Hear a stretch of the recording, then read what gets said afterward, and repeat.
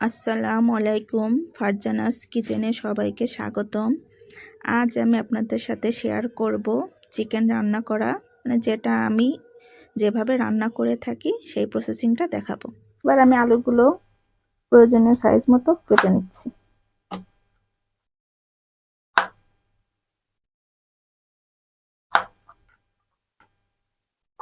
ব্লেন্ডারে দিয়ে দিচ্ছি পেঁয়াজ, রসুন, আদা,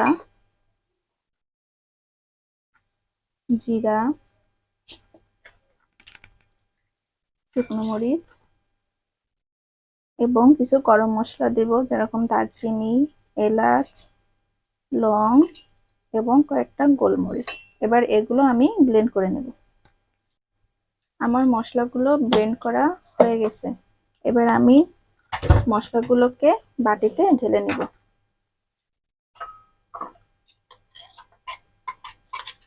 আমার মাংস রান্না করার জন্য যেগুলো প্রয়োজনীয় উপকরণ দরকার সেগুলো আমি এখানে রেডি করে নিয়েছি। এখানে মুরগির মাংস, আলু, কাঁঠালের বিচি, এগুলো যখন কাঁঠাল পাওয়া যেত তখন আমি সিদ্ধ করে ডিপে রেখে দিয়েছিলাম। এখানে মাংসের মশলা, এখানে আদা, রসুন, পেঁয়াজ, কাঁচা শুকনো লঙ্কা এবং গরম মশলা পেস্ট করা আছে, লবণ, হলুদ। এবার আমি রান্নায় চলে যাব। এবার আমি গ্যাসের চুলো অন করে দিলাম। এবার প্যানে তেল দিয়ে দেব।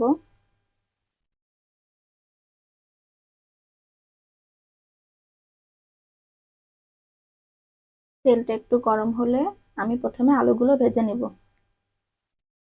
এবার আমি প্যানে আলু দিয়ে দিচ্ছি, ভেজে নেব। সামান্য হলুদ আর সামান্য লবণ দিয়ে আলুগুলো ভেজে নেব।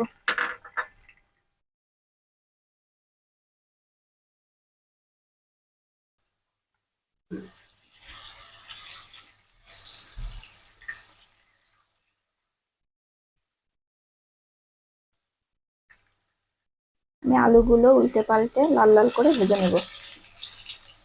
মাংসের মধ্যে আলু ভেজে দিলে মাংসের টেস্ট অনেক সুন্দর হয়। আমার আলুগুলো লাল লাল করে ভাজা হয়ে গেছে। এবার আমি আলুগুলো তুলে নেব।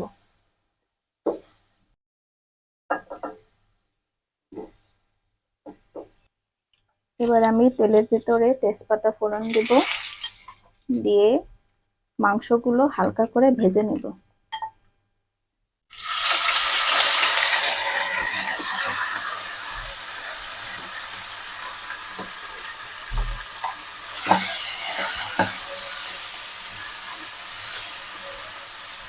মাংসের মধ্যে হলুদ গুঁড়ো আর লবণ দিব।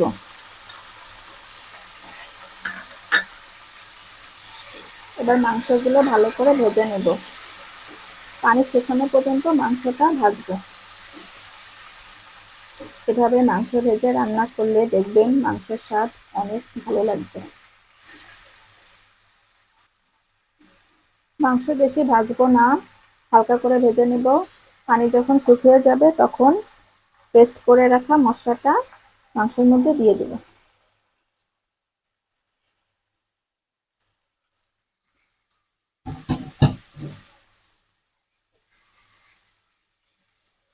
এবার মাংসটা ভালোভাবে কষাতে হবে। এবার আমি এটার মধ্যে কাঁঠালের বিচিগুলো দিয়ে দেব।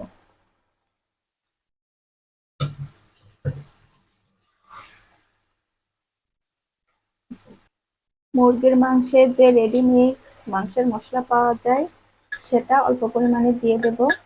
এতে মুরগির স্বাদ অনেক গুণ বেড়ে যায় আর খেতেও খুব ভালো লাগে।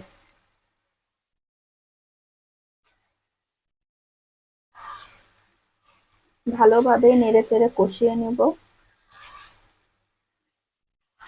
ঢাকনা দিয়ে ঢেকে ঢেকে কষিয়ে নেব। ঢাকনাটা খুলে মাঝে মাঝে নেড়ে নেব যাতে তলায় লেগে না যায়।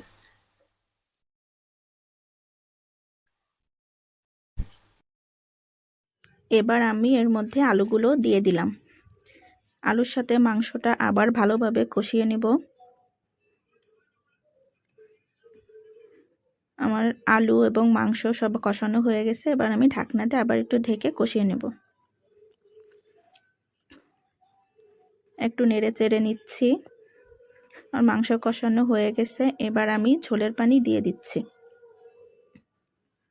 পর্যাপ্ত পরিমাণ পানি দিয়ে দিলাম, আমার যতটুকু ঝোল প্রয়োজন সেই অনুপাতে পানিটা দিয়ে দিলাম। এবার ভালোভাবে পানির সঙ্গে মিশিয়ে আবার ঢাকনা দিয়ে ঢেকে রান্না করব।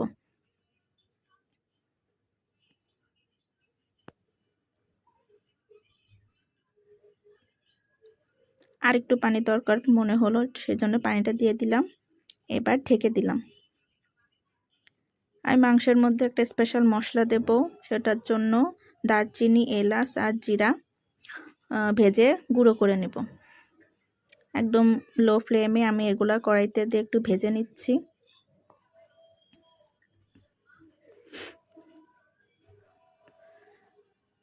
নেড়েচেড়ে মশলাগুলোকে ভেজে নিলাম।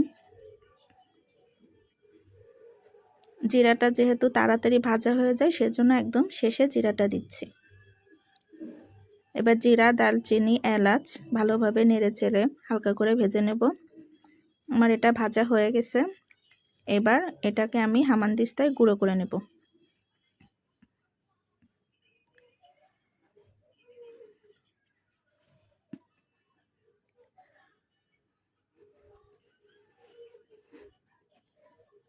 মোটামুটি যতটুকু সম্ভব সেইভাবে মিহি করে গুঁড়ো করে নেব।